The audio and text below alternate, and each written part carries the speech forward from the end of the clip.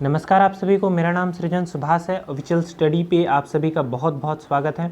आज हम लोग डिस्कस करने वाले हैं एक बहुत ही इंटरेस्टिंग और मज़ेदार टॉपिक को। इसका नाम है निर्जर तत्व। निर्जर तत्व होता क्या है, जैन फिलॉसफी का ये फाइनल पार्ट होने वाला है। इसके बाद जैन फिलॉसफी खत्म हो जाएगा और लास्ट में हम लोग द थ्री ज्वेल्स को भी देखेंगे। और जो निर्जर तत्व के लिए एक और इम्पॉर्टेंट चीज़ है तप, इसको भी हम लोग जानने वाले हैं। बहुत कुछ जानने वाले हैं इस वीडियो में, तो चलिए स्टार्ट करते हैं। ये जो हम लोग जैन फिलॉसफी पढ़ रहे हैं, इसमें जो निर्जर तत्व है ये बहुत इंपॉर्टेंट है। उससे पहले हम लोग ये जान लेते हैं कि सबसे ज़्यादा आई थिंक कि टाइम इसी में हम लोगों को लगा है जैन फिलॉसफी को कवर करने में। अभी तक हम लोग जीव अजीव, पुण्य, असरव, बंधन, संवर, इन सारी चीज़ों को देख चुके हैं। मोक्ष को भी हल्का देख चुके हैं। निर्जर के बारे में एक दो लाइन हम लोगों ने पिछले वीडियोज़ में पढ़ा था, तो आज हम लोग निर्जर के बारे में ही बेसिकली जानने वाले हैं। उसके बाद हम लोग थ्री ज्वेल्स को जानेंगे। तो निर्जरा जो भी होता है उसके बाद हम लोग मोक्ष अटेन कर लेते हैं और फिर हम लोगों का सारा थकान और या फिर हम लोग का सारा जो ट्रैवल होता है वो ख़त्म हो जाता है। तो निर्जरा होता क्या है? निर्जरा basically shedding of the karma particles होता है। यानी कि अगर हमारे सोल है, अभी हम लोग जिस स्टेट में हैं, अभी हम लोग जिस भी स्टेट में हैं, जो भी हमारा स्टेटस है, हम लोग अच्छे हैं बुरे हैं, हमारे अंदर कर्मा पार्टिकल्स चिपके हुए हैं। जी हाँ, अच्छे हों अथवा बुरे हों, कर्मा पार्टिकल्स दोनों तरह के होते हैं, अच्छे भी होते हैं बुरे भी होते हैं। अगर किसी के अंदर अच्छा कर्मा पार्टिकल्स है वो भी बॉन्डेज में है, अगर किसी के अंदर बुरे कर्मा पार्टिकल्स है वो भी बॉन्डेज में है। रियल लिबरेशन इन दोनों से आज़ाद होने में ही है। तो जो कर्मा पार्टिकल्स हैं ये जब छूट जाते हैं या फिर ये सेड होना शुरू हो जाते हैं, यानी कि ये जब झड़ना शुरू हो जाते हैं, तो इसी को हम लोग निर्जर कहते हैं। पिछले वीडियो में हम लोग संवर के बारे में पढ़े थे। संवर असल में क्या होता है कि जो कर्मा पार्टिकल्स बाहर से हम एंटर कर रहे होते हैं, इनको हम लोग 62 उपाय या फिर 62 वेज के द्वारा हम लोग इसको रोक देते हैं। ये 62 उपाय क्या हैं ये हम लोग पढ़ चुके हैं, पिछले वीडियोज़ को आप देख करके समझ सकते हैं। गुप्ति, समिति, अनुपेक्षा, धर्म, इन सारे के जो उपाय हैं, द 5 महाव्रतास, इन सारे के उपाय को मिला करके 62 होते हैं। यही 62 उपाय संवर या फिर कर्म पार्टिकल्स के इन्फ्लक्स को रोकने में हेल्प करते हैं। तो निर्जरा बेसिकली और कुछ नहीं है, destroying and detachment of karma particles from the soul. आप इसको आसानी से ऐसे बोल सकते हैं, हिंदी में आप ऐसा भी बोल सकते हैं कि कर्म पुद्गलों का आत्मा से अलगाव ही निर्जरा कहलाता है। ठीक है, निर्जरा के लिए निधिध्यासन बहुत इंपॉर्टेंट है। ये एक ऐसा आसन है जिससे माइंड प्यूरिफाई हो जाता है और उसके बाद आफ्टर प्यूरिफिकेशन ऑफ माइंड हम लोग निर्जरा को अटेन कर लेते हैं, यानी कि सेडिंग ऑफ कर्मा पार्टिकल्स शुरू हो जाते हैं। पर निर्जरा यहीं तक सीमित नहीं है। निर्जरा दो प्रकार के निर्जरा बेसिकली दो प्रकार के होते हैं। एक होता है भाव निर्जरा और एक होता है द्रव्य निर्जरा। आप लोग कहेंगे कि हम लोग इसको पहले भी कहीं सुन चुके हैं। बिल्कुल, संवरा में आप लोगों ने भाव संवरा और द्रव्य संवरा को पढ़ा था। जैसा कि भाव संवरा का टाइप था उसी 7 टाइप, उसी तरह द्रव्य भाव निर्जरा का भी टाइप है, 2 टाइप, पर द्रव्य निर्जरा का कोई टाइप नहीं है। क्यों? क्योंकि देखिए, द्रव्य संवरा means actual stoppage of influx of karma matter, यानी सचमुच में कर्मा मैटर आत्मा में घुसना बंद कर दें तो उसको द्रव्य संवरक कहते हैं। और जब सचमुच में सेडिंग शुरू हो जाए, यानी कि पूरे तरीके से कर्मा पार्टिकल्स डीअटैच हो जाएं फ्रॉम द सोल, तो उसको द्रव्य निर्जरा कहते हैं। इसलिए भाव निर्जरा 2 प्रकार के होते हैं। एक होते हैं आकाम भाव निर्जरा और साकाम भाव निर्जरा। आकाम निर्जरा क्या होता है? देखिए, निर्जरा मीन्स हम लोग समझते हैं कि सेडिंग ऑफ कर्मा पार्टिकल्स। तो उसी तरह जब हम लोग नहीं जानते हुए या हम लोग अनकॉन्शियसली किसी भी तरह के दुख को या सुख को भोग करके और जब कर्मा पार्टिकल्स हमारे आत्मा को छोड़ देते हैं, तो उसको हम लोग आकाम निर्जरा कहते हैं। फॉर एग्जांपल कि किसी एक व्यक्ति ने पिछले जन्म में किसी को बहुत ज़्यादा कष्ट दिया था मार मार के, इस जन्म में उसको फिर उतना ही मार पड़ा शायद उसी व्यक्ति से या किसी के द्वारा, तो वो जो पिछले कर्म उसने किए थे वो उसने भोग लिया, तो उसके आत्मा से जो वो कर्मा पार्टिकल्स चिपक गए थे वो अब छूट जाएंगे। पर उसने जानबूझ करके ऐसा कुछ नहीं किया, अनजाने में ही हुआ, उसके मर्जी के खिलाफ हुआ, या फिर आप कह सकते हैं कि उसमें उसके कोई भी कंसेंट या सहमति नहीं थी, तो इसको कहते हैं आकाम निर्जरा। पर जब हम लोग अपनी सहमति से हम लोग जब ये समझ जाते हैं कि ये दुनिया मोह माया है और जो रियल ब्लिस है या जो रियल आनंद है वो कहीं और है, तो हम लोग अपने आप को ये कर्म पार्टिकल से छुड़ाने के उपाय में लग जाते हैं। तो जो संत होते हैं, जो भिक्षु होते हैं, वो कई कठिन तप करते हैं और जो पिछले जन्म में उन्होंने कर्म किए थे उन पार्टिकल्स से छूटने के लिए वो कई कठोर तप करते हैं और स्वयं को जो कर्मा पार्टिकल्स है उससे डीअटैच कर लेते हैं। तो इनको साकाम निर्जरा कहते हैं। साकाम यानी जानबूझ करके किया गया निर्जरा। तो आप, आई होप आपको ये समझ में आया हो। ना साकाम भाव निर्जरा के लिए एक चीज़ बहुत ही इंपॉर्टेंट है और वो है तप। तो देखिए तप इसीलिए एसेंशियल है कि मान लीजिए आकाम भाव निर्जरा में तो आपको कोई कुछ भी करने का जरूरत नहीं पड़ा। जब भगवान की इच्छा हुई तभी आप मीन्स वो फल को भोगे और उसके बाद उस कर्मा पार्टिकल से डीअटैच हो गए।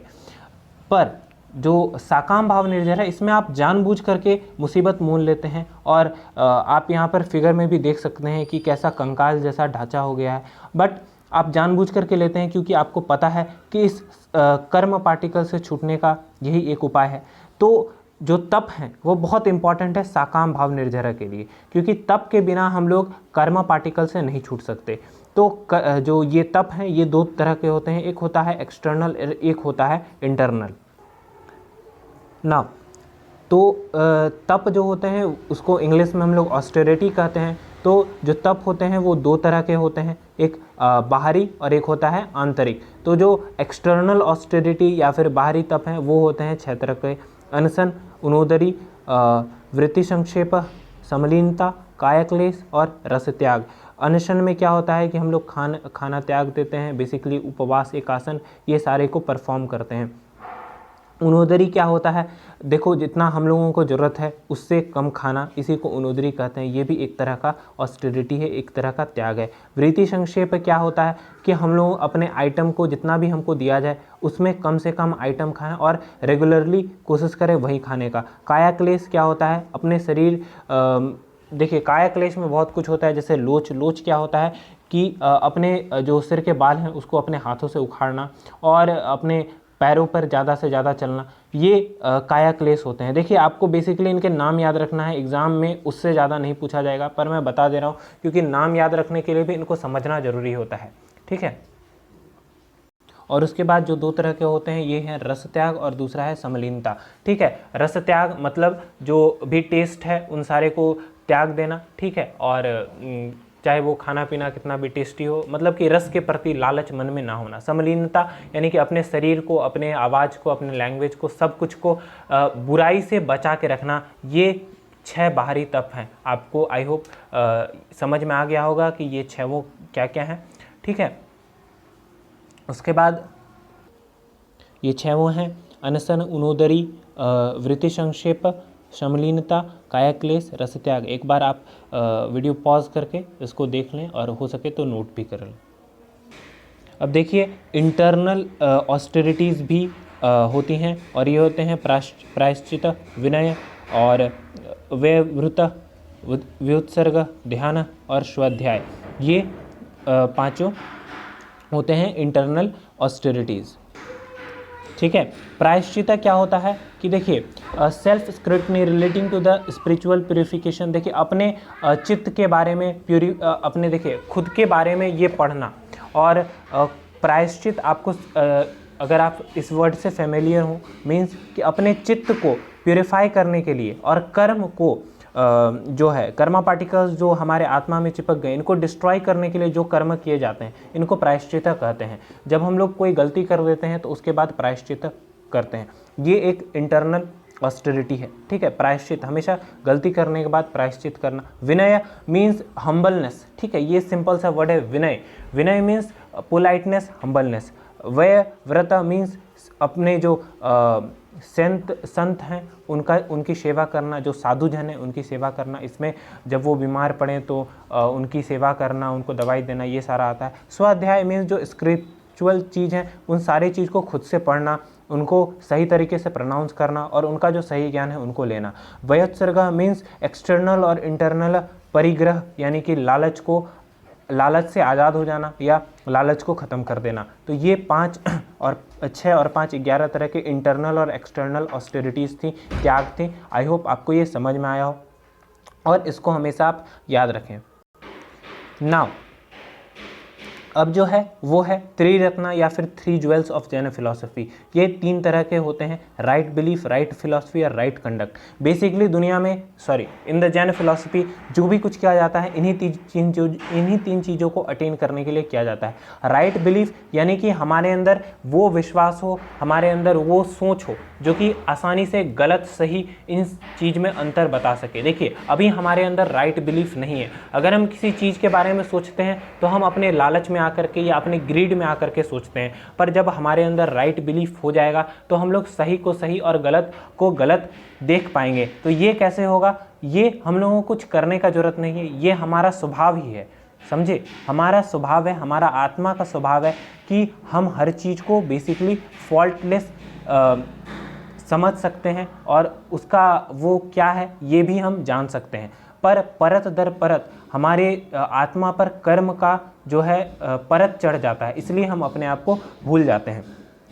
जीवा के पास स्पेसिफिक नॉलेज होता है सारे तत्वों का, ये नॉलेज फॉल्टलेस होता है और इसको अटेन करने के लिए जो परत दर परत कर्म चढ़ जाते हैं इनका डिस्ट्रक्शन बहुत ज़्यादा इंपॉर्टेंट होता है। तो ये नॉलेज या ये बिलीफ कैसे अटेन होता है? तो जब हम लोग अपने जो गुरुजन हैं, अपने जो संत जन हैं, उनकी दी गई सीख को हमेशा हम लोग सीखते रहे। देखिए गुरुजन और संत जन में भी अंतर करना समझना चाहिए कि कोई आजकल की दुनिया में संत बहुत कम है, असंत बहुत ज़्यादा हैं और ढोंगी तो उससे भी ज़्यादा हैं। तो इसीलिए आप हमेशा इस चीज़ पर ध्यान रखें कि आप सच्चे हों और सही संत को पहचानने का गुण भी होना चाहिए। और जब आप सही संत को पहचान जाएं तो उनके बातों की चिंतन और मनन से हम लोगों को राइट नॉलेज अटेन होता है या राइट बिलीफ अटेन होता है। देखिए फिर उसके बाद है राइट फिलॉसफी। राइट फिलॉसफी क्या है? राइट नॉलेज के प्रति जो डिवोशन है यानी आस्था है, अपना जो समर्पण है, इसी को हम लोग राइट फिलॉसफी कहते हैं। क्यों? क्योंकि जब हम लोग सही नॉलेज के प्रति अपना सोच को समर्पित कर देंगे तो हमारा सोच, हमारे फिलॉसफी अपने आप ही सही हो जाएगी, उसके लिए हम लोगों को कुछ करने का जरूरत नहीं पड़ेगा। और जब हमारा सोच सही होगा फिर हम लोग राइट कंडक्ट यानी कि बुरे चीज़ों का त्याग और अच्छे चीज़ों का अनुसरण, ये इसमें आता है। तो जब हमारा फिलॉसफी सही हो जाएगा, हमारा बिलीफ सही हो जाएगा, हमारा ज्ञान सही हो जाएगा तो हम लोग हमेशा अच्छे कर्म ही करेंगे। बेसिकली नॉन अटैच्ड कर्म करेंगे, अच्छे बुरे को हम लोग त्याग देंगे और हमेशा ऐसे कर्म करेंगे जो हम लोगों को बंधन में नहीं डाले। और राइट कंडक्ट में क्या होता है कि हम लोगों को हमारे सेंस, हमारे माइंड, हमारे लैंग्वेज, इन सारे पर कंट्रोल करना होता है। जब हम लोग इन सारी चीज़ों को कंट्रोल कर लेते हैं तब वो स्थिति आ जाती है जिसमें परम शांति होती है, जिसमें परम ज्ञान होता है, जिसमें केवल हम ही हम होते हैं, जिसमें केवल भगवान ही भगवान होते हैं और कोई नहीं होता। ये था फिलॉसफी, निर्जरा तत्व। आई होप आपको ये समझ में आया कि निर्जरा तत्व होता क्या है। क्लास 12th के सिलेबस के हिसाब से ये सफिशिएंट था। फिलॉसफी तो आप जितना जानिए इसका कोई अंत नहीं है, दर्शन अनंत है, पर हमारे सिलेबस के अनुसार इतना जानना सफिशिएंट था। आई होप आपको समझ में आया कि निर्जरा तत्व क्या होता है, तप क्या होता है और त्रिरत्न क्या होते हैं। ठीक है, thank you very much for watching the video. If you like the video please share it and kindly follow this right belief, right knowledge and right conduct because they are very important for our life also. philosophy पढ़ने का सबसे अच्छा फ़ायदा यही है कि हम अपने जीवन को समझ सकें। Thank you very much.